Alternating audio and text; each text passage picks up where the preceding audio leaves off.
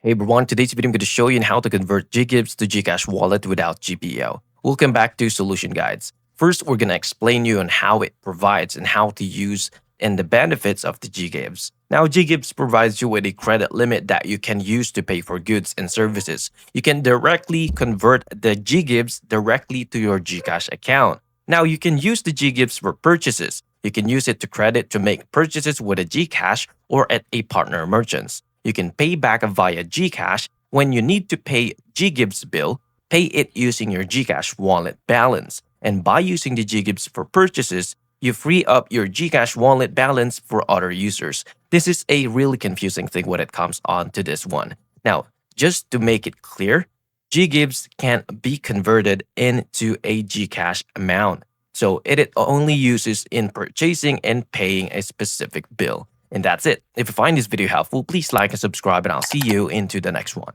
Thank you for watching.